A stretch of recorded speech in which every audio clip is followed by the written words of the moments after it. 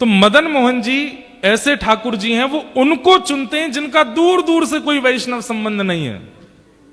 आप लोग कथा सुनते हैं, आपको राधा रमण जी चुन लेंगे, आपको राधा वल्लभ जी चुन लेंगे, आपको कुंज बिहारी लाल चुन लेंगे, आपको गोविंद देव जी चुन लेंगे, लेकिन मदन मोहन जी तो एक्स्ट्रा ऑर्डिनरी चुन के लाते हैं। जो मांस खाता हो, जो महापातक हो, दूर दूर तक कोई संबंध नहीं हो, ऐसे को चुनने की इच्छा रहती मदन मोहन जी की। और एक बार वही हुआ, एक ताज खान नाम के भक्त थे, करौली में पोस्ट ऑफिस में काम करते थे, चिट्ठियां इधर उधर पहुंचाने की। और ताज खान के जीवन चरित्र में ऐसा वर्णन आता है कि ये अच्छे मुसलमान थे। अच्छे मुसलमान, कोई हमारा यह नहीं कि कोई बुरे मुसलमान होते, अच्छे मुसलमान मतलब जो इनकी परंपरा का नियम होता है, इतने बजे ये पाठ करना, ऐसे टोपी पहन के घूमना, इतनी बजे नमाज करने जाना, आदि आदि जो भी उनके क्रम होते हैं हमें नहीं पता, वो सब नियम से करते थे ताज खान। दूर दूर तक वृंदावन से, ठाकुर जी से, श्री जी से कोई संपर्क नहीं, कोई संबंध नहीं, लेकिन स्वभाव अच्छा था, स्वभाव मीठा था, उग्र नहीं थे। बल्कि इन्होंने अपने डाकघर के जो मुखिया थे उनसे कह करके कि मुझे इतने बजे नमाज के लिए जाना होता, मुझे जाने दिया जाए, वो जाते थे। और जो भी इनके ग्रंथ होते हैं उनको पढ़ते रहते थे, खूब अच्छे से अपने धर्म का पालन करते थे।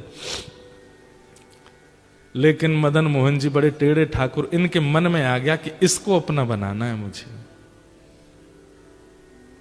वो कैसे बनाए? एक बार एक चिट्ठी आई मदन मोहन जी के गोस्वामी जी की, और ये चिट्ठी बांटने यही जाते थे सब जगह। तो पहले बंधु ऐसा था कि बहुत ज्यादा भारत में अशांति सी रहती थी, मंदिरों को तोड़ने के भय से, मंदिरों में कुछ उपद्रव ना कर दें इसलिए मंदिरों में नियम था कि केवल हिंदू अंदर जाएंगे, बाकी कोई नहीं जाएगा। तो बाहर बड़ी स्ट्रिक्टनेस रखी जाती थी। तो जैसे ही ये मदन मोहन जी के गोस्वामी जी की चिट्ठी लेकर के जैसे ही सीढ़ी चढ़ने लगे ऊपर, तो द्वारपाल ने इनको वहीं रोक दिया। बोले क्या बात है, क्यों चढ़े आ रहे हो ऊपर? बोले अरे भैया हम डाकघर से आए हैं, चिट्ठी है, गोसाई जी की चिट्ठी देने आए हैं। बोले आप यहीं रुक जाओ, हम गोसाई जी को बुला के ला रहे हैं, भीतर मत आना। हाँ नहीं आ रहे, हमको भी कोई शौक नहीं अंदर आने का, यहीं खड़े हैं, बुला दो। अब वो द्वारपाल भीतर गया, पीछे जाकर के जाने ऐसी कोई क्या व्यवस्था उसको लगी, वो वहीं व्यस्त हो गया उसको करने में, गोसाई जी को बुलाना ही भूल गया। अब ये बाहर खड़े खड़े प्रतीक्षा करें, दोपहर हो रही है, इतनी तेज धूप पड़ रही है, अभी तक आए नहीं। थोड़ी देर प्रतीक्षा करने के बाद इन्होंने द्वार खोला, मंदिर का मुख्य द्वार बाहर वाला खोला, खोल करके भीतर प्रवेश कर गए। डर तो रहे थे कुछ हो नहीं जाए, इधर उधर देखा, गोसाई जी, अरे भैया द्वारपाल कहां हो, चिट्ठी हम लेके खड़े हैं, ले तो जाओ। कोई प्रत्युत्तर नहीं देवे। तभी इन्होंने देखा कि हवा से, हवा के भाव से एक खिड़की, मंदिर की एक खिड़की कभी बंद होती है खुलती है, तो इन्होंने सोचा अंदर बोल के देख लेता हूं, इसके अंदर झांक के बोल देता हूं, कोई होगा तो आ जाएगा। ये जैसे ही गए, खिड़की खुल रही थी, बंद हो रही थी, खुल रही थी, बंद हो रही थी। जैसे ही उन्होंने वहां अंदर झांक करके भीतर, गोसाई जी बोला ही और नेत्र खोल करके देखा तो सामने मंदिर में श्री मदन मोहन जी का इनको दर्शन हुआ। त्रिभंग ललित ठाकुर जी खड़े हैं और मंद मंद नेत्रों से, वैसे तो मूर्तिमंत ठाकुर जी ऐसे ही रहते हैं, लेकिन जैसे ही इन्होंने भीतर झांका तो ठाकुर जी इनको देख करके अपने नेत्र मटकाने लगे, ऐसे ऐसे करने लगे और बार बार ऐसे पलक झपकाने लगे। ये देख करके ये तो वहीं धड़ाम से गिर पड़े। अब तो इनके मन में वही भाव चले, ये कौन था? ऐसे कमल जैसे कटाक्ष नेत्र, ऐसी सांवली सूरत, ऐसे टेढ़ा सा ये पैर, ये टेढ़े से ये हाथ, ये पीतांबरी पहना, मुख पे वंशी धरे, ये कौन है ये? इन्होंने जैसे तैसे अपने आप को उठाया, जैसे ही पुनः चढ़ने लगे, इतने में ही द्वारपाल आ गया। ए तुमको मना किया था भीतर मत आना, तुम भीतर घुसे चले आए। भैया तेरे हाथ जोड़, एक बार देखने दे, मैं चला जाऊंगा, मैं मेरे को नहीं आऊंगा, दोबारा नहीं आऊंगा, एक बार देखने। बोल बिल्कुल नहीं, निकलो यहां से बाहर। जैसे किसी प्यासे को 2 बूंद पानी पिला करके पानी दूर कर लिया जाए, वो स्थिति हो गई। चिट्ठी देकर के द्वारपाल को ये तो चले गए, लेकिन मन चुरा लिया ठाकुर जी ने। मेरो मन गिरधर छवि पे अटक्यो, मेरो गिरधर छवि पे ये स्थिति क्या है? यहां आप नहीं चुन रहे हैं ठाकुर जी को, ठाकुर जी चुन रहे हैं आपको। और भैया जब ठाकुर जी चुनते हैं ना, तो स्थिति अवर्णनीय हो जाती, वर्णन नहीं कर सकते उसका। बहुत वर्षों बाद मुझे ये कथा याद आई है, ध्यान से सुनिएगा। काले खां चले गए, लेकिन अब चल रहे हैं तो भी नेत्र बंद करते हैं तो वही स्वरूप दिखाई दे रहा है। वो नेत्र अपने ऐसे ऐसे मटका रहे थे, वो अनुभव आ रहा है।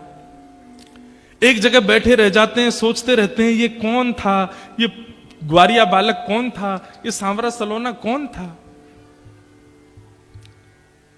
आज तक कभी अपने नमाज के समय में, अपनी दिनचर्या में कभी बदल फेर नहीं हुआ, लेकिन अब करने कुछ और जाते हैं, करने कुछ और लग जाते हैं। स्थिति आपे से बाहर चली गई। अब तो ये मदन मोहन जी के मंदिर की जो सीढ़ियां थी, वहां से जब निकलते तो नीचे से देखते रहते, कब बुलाएंगे मुझे, कब स्वीकार करेंगे मुझे, कब दर्शन देंगे मुझे। ठाकुर जी ने चुन लिया। अब तो इनकी स्थिति ऐसी हो गई, जैसे एक प्रेमी होता है ना, उसको कोई प्रिय लग जाए तो वो जैसे बावड़ा सा हो जाता है, पागल सा हो जाता है, खाना पीना छोड़ देता है, सोना छोड़ देता है। एक तरफा प्रेम जो होता है, एक तरफा प्रेम में कई बार जो प्रेमी लोग होते हैं, मैंने सुना है ना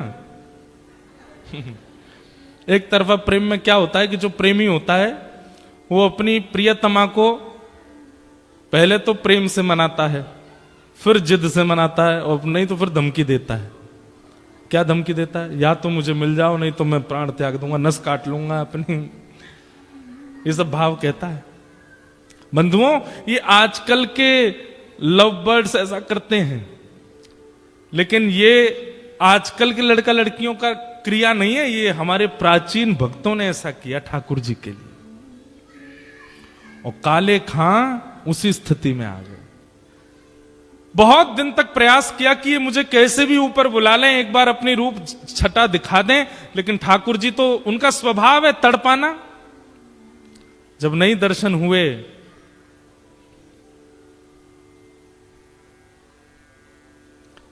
तो एक दिन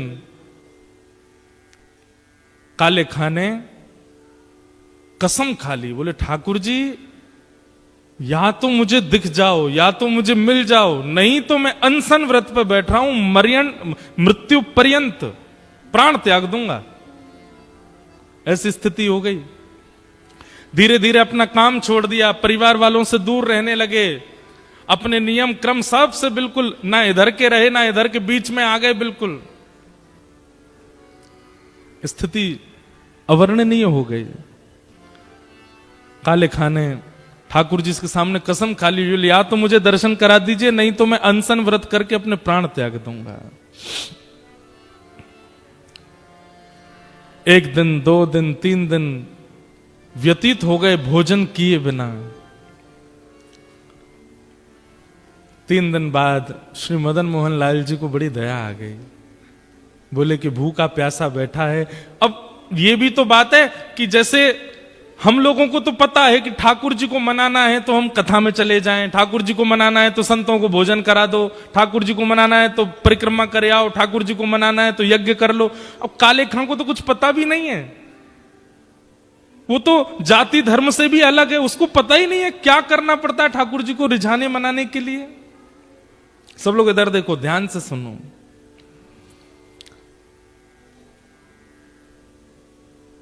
उसके पास यही तरीका था। ठाकुर जी के आगे कसम खाली, बोले मैं प्राण त्याग दूंगा, मुझे मिलो नहीं तो। 3 दिन जब बीत गए बिना कुछ खाए पिए, तो रात में जब मंदिर बंद हुआ, मंदिर बंद होते सब गुसाई आदि सब चले गए, सुश्री मदन मोहन लाल जी अपने गहने जेवर आदि सब उतार करके एक सामान्य से ग्वारिया का रूप धारण किया। एक धोती पहनी, बगलबंदी पहनी, सिर पर एक स्वाफा बांधा, चंदन वंदन लगा था, सब मिटा दिया, बिल्कुल ऐसे हो गए साधारण से। आंखन में काजल लगाता, मीड़ मीड़ करके उसको फैला लिया कि मैं पहचान में नहीं आऊं। और जो भोजन की थाली श्री मदन मोहन जी की रात में रखी जाती थी, बंटा भोग बोलते हैं उसको, बंटा भोग श्री मदन मोहन लाल जी का जो रखा था, ठाकुर जी ने उसको उठाया खुद और निकल पड़े काले खां के पास। आहा, यहां पर मरणासन अवस्था में काले खां बैठा है, गला सूख गया है, आंखें मरने को हो रही हैं, और उस समय पर द्वार पर दस्तक होती है, खटखटाने की आवाज आती है। काले खां जैसे तैसे खिसक करके जाता है, जैसे ही द्वार खोलता है तभी सामने देखता है एक नन्हा सा कुमार बालक, आयु होगी 8-9 वर्ष की, सिर पर स्वाफा बांध करके और ऐसे कमर पर अपने थाली लेकर के, जैसे कोई बड़ी चीज होती है ना, तो माताएं जैसे हमारे भारत में मटकी उठाती हैं, कई बार विदेशों में माताएं बालक उठाती हैं ऐसे कमर पे, ऐसे ठाकुर जी थाली ऐसे रख करके कमर पे और दूसरे कमर पे हाथ धर के द्वार पे आके खड़े हो गए और आकर के बोले, तुम्हारा नाम काले खां है? काले खां बोले, हाँ भैया मेरा नाम काले खां है, पर तुम कौन हो? और ये इतने सुंदर हो, इतने प्यारे हो, तुम्हारी मैया नहीं है, तुम्हारे पिताजी नहीं है जो आधी रात में तुमको अकेला छोड़ दिया? अरे हम देखने में छोटे लगते हैं, वास्तव में तो श्री मदन मोहन जी मंदिर के हम टहलुआ हैं, रात भर चौकीदारी करते हैं। डोल डोल टहलुआ कहते हैं जो टहल टहल करके रखवाली करे। कई लोग होते हैं ना, उम्र तो बड़ी होती है दिखने में, वही है हमारा भी, उम्र तो हमारी बहुत है। कितनी उम्र होगी? बोले गिन नहीं पाओगे, 2-3 हजार साल के तो हैं हम। तो काले खां बोला मजाक कर रहा है भाई, छोटा बालक है, बड़ी बड़ी बात कर रहा है। अच्छा भैया मदन मोहन जी मंदिर से आए? बोले हाँ। क्यों आए? बोले को वहां के जो गोस्वामी जी हैं ना, पता नहीं उनके मन में क्या बात आई, मेरे को आकर के थाल पकड़ा दी और बोले जाओ जाकर के काले खां को प्रसाद दे आओ। बोल दो मदन मोहन जी ने प्रसाद भेजा है।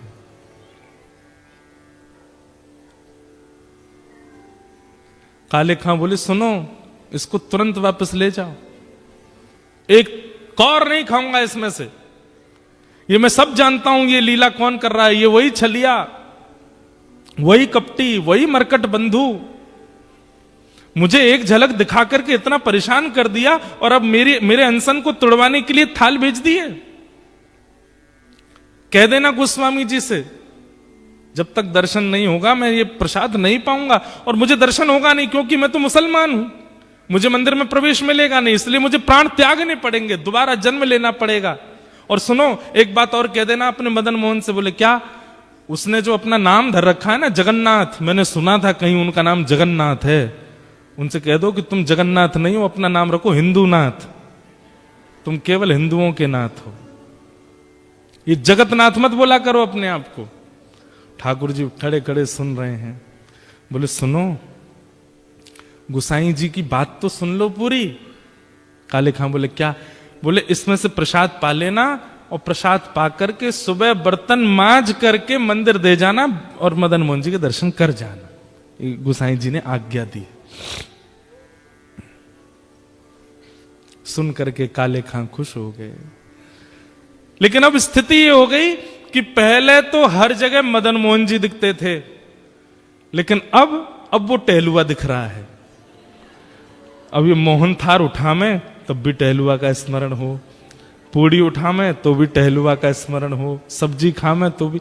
अब ये मन में विचार करने लगे मेरे मन में कोई रोग हो गया है, ये पहले तो मदन मोहन अच्छे लग रहे थे, अब उनका सेवादार ये टहलुआ अच्छा लग रहा है। कहीं ऐसा नहीं हो ये मेरे संग हो क्या रहा है, किसी ने टोना टोटका तो नहीं कर दिया मुझ पे। रात भर मन में विचार करने लगे, अपने मन से कहने लगे टहलुआ नहीं मदन मोहन, उनको याद करो। लेकिन याद करें मदन मोहन जी को, खड़ा दिखाई दे टहलुआ ऐसे थाली लेकर के।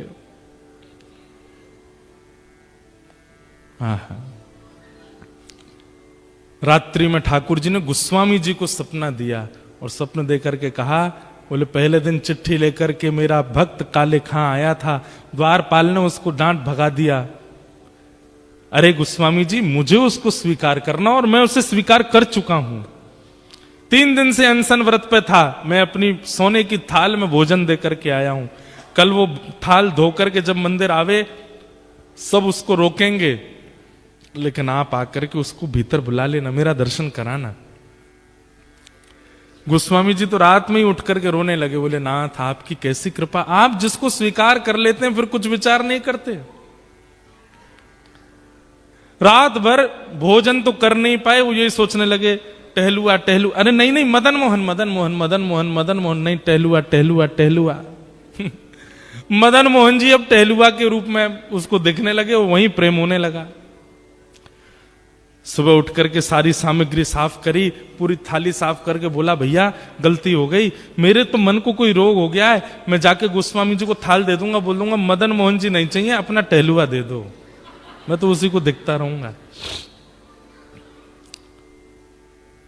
यहां पर गोस्वामी जी सुबह सुबह आए, आते ही उन्होंने देखा कि मेरा स्वप्न सच है कि नहीं। तो मंदिर में प्रवेश करते सबसे पहले ठाकुर जी के भोग का थाल देखा, तो थाल वहां नहीं था। ये देखते ही गोस्वामी जी तो रोने लगे, हे कृपालनाथ ये कैसी कृपा, बड़े बड़े यज्ञाचार्यों को आपने स्वीकार नहीं किया, बड़े बड़े नाम जापकों को स्वीकार नहीं किया, बड़े बड़े भक्त जो दिन रात आपकी सेवा में लगे रहते हैं उनमें आपको कोई भाव नहीं दिखा, और एक मुसलमान, एक काले खान, दूर दूर तक जिसने भजन नहीं किया, उसके पीछे अपनी सोने की थाली दिया है रात में। जय हो आपकी।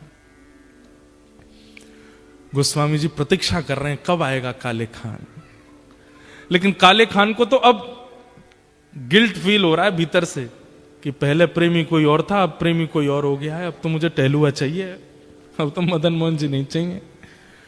मंदिर द्वार पर जैसे ही पहुंचा, द्वारपाल से बोला सुनो ये थाली भीतर गोसाई जी को दे आओ। थाली तेरे पास कैसे आई? बोले कि उनको बोल देना रात में उन्होंने भिजवाई थी मेरे लिए टहलुआ के द्वारा। बोले कौन टहलुआ? अरे जो रात में मंदिर में रहता। बोले मैं ही तो रहता हूं रात में मंदिर में, मैं ही टहलुआ हूं यहाँ का। बोले तुम नहीं, उस सुंदर वाला टहलुआ। बोले अच्छा तो मैं कुरूप हूं? बोले नहीं मैं ऐसा नहीं बोल रहा हूं, दो होंगे ना तुम, एक सुंदर छोटा सा काजल लगा करके सिर पे पगड़ी बांध के बढ़िया पीली सी पिता, और बड़ी अच्छी सुगंधी आ रही थी उसमें से, क्या वर्णन करूं उसकी रूप माधुरी का मैं। वो टहलुआ। बोले सुन तू यहीं खड़ा रहे, कोई टहलुआ नहीं है, मैं ही टहलुआ हूं और मैं गोसाई जी को अभी बुला के लाता हूं, तेरी तो अभी खैर नहीं। भीतर गए, इतने में ही जाकर के थाल दिया। गोसाई जी बोले थाल लायो? कौन लेकर के आया थाल? बोले वो काले खान आया है द्वार पे, उसको भीतर नहीं लाए?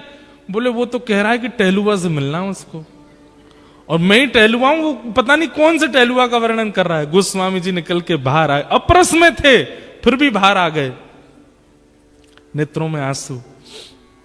काले खान कौन आया था रात को?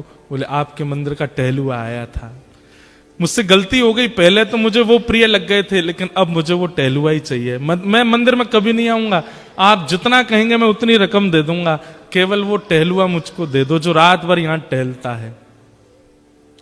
ऐसे कटाक्ष नेत्र थे उसके, ऐसी सुंदर सी नासिका थी, ऐसी मधुर मुस्कान थी, ऐसी सुंदर उसने पगड़ी पहन रखी थी, और उसमें से ऐसी अद्भुत सुगंधी आ रही थी। हे गोस्वामी जी मैं आपके आगे हाथ जोड़ के कह रहा हूं, अगर दे नहीं सकते तो जैसे दर्शनार्थियों के लिए नियम है कि सुबह इतने बजे आओ, दर्शन होते हैं मदन मोहन जी के, सबको मदन मोहन जी के दर्शन कराओ, मुझे वो टहलुआ के दर्शन करा दिया करो बस।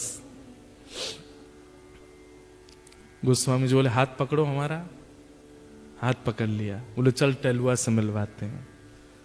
पहली बार श्री मदन मोहन जी के मंदिर के अंदर गए, ढूंढ रहा है काले खान कहाँ है, कब दिखेगा कब दिखेगा। और जैसे ही पर्दा हटाया तो बाकी सबको तो श्री मदन मोहन जी पाषाण रूप में दिख रहे थे, लेकिन काले खां को वो रात वाले टहलुआ के रूप में दिख रहे थे। ये रहते टहलुआ।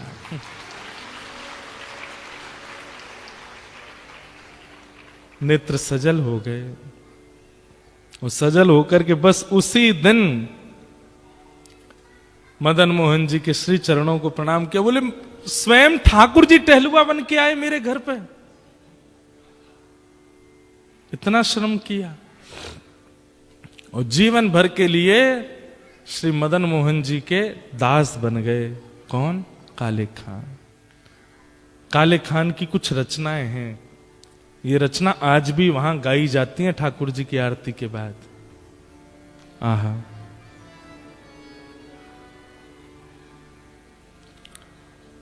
लगन जो लगी नाथ ताको विस्तार कहां, भूख प्यास निद्रा कछु बादत नहीं सांवरे। शब्द सुनना, एक उसके शब्द हैं जिसने कभी कथाएं नहीं सुनी है, जिसने कभी भजन नहीं किया, उसके शब्द हैं।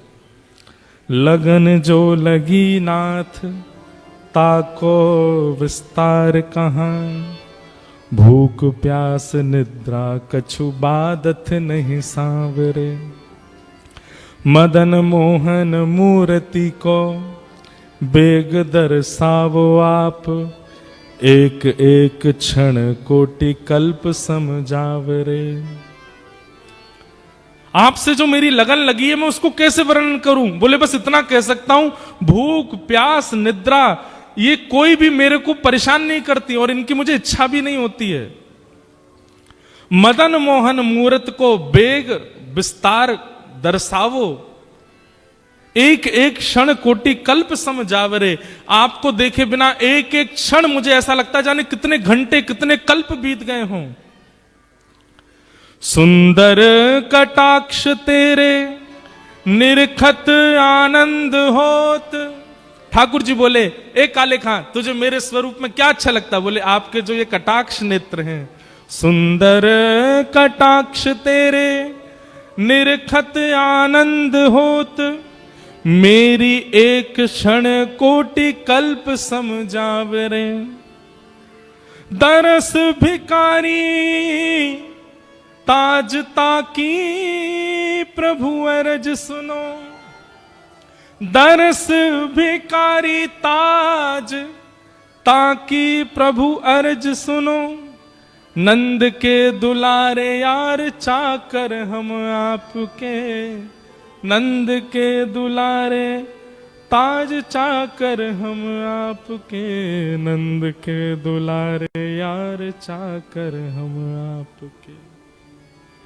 हम आपके चाकर हैं, आप हमें स्वीकार करो। और जीवन भर के लिए श्री मदन मोहन जी ने उनको अच्छा रूप वैसा ही था, लंबी दाढ़ी रखते थे, सिर पे टोपी भी पहनते थे, वेशभूषा नहीं बदली अपनी, वैसे ही रहते थे, लेकिन नित्य दर्शन करते मदन मोहन जी का और सामने बैठ करके रोते रहते। बस एक दिन उनकी ख्याति इतनी बढ़ गई, दूर दूर से लोग देखने आते थे, भैया एक मुसलमान भक्त है। तो एक दिन ये करौली छोड़ करके कहीं और चले गए और जहां गए वहां जाकर के इतने आर्तनाद से ठाकुर जी को पुकारा कि ठाकुर जी प्रत्यक्ष प्रकट होकर के इनके गले में गलवैयां डाल करके इनको अपनी नित्य लीला में संग ले गए।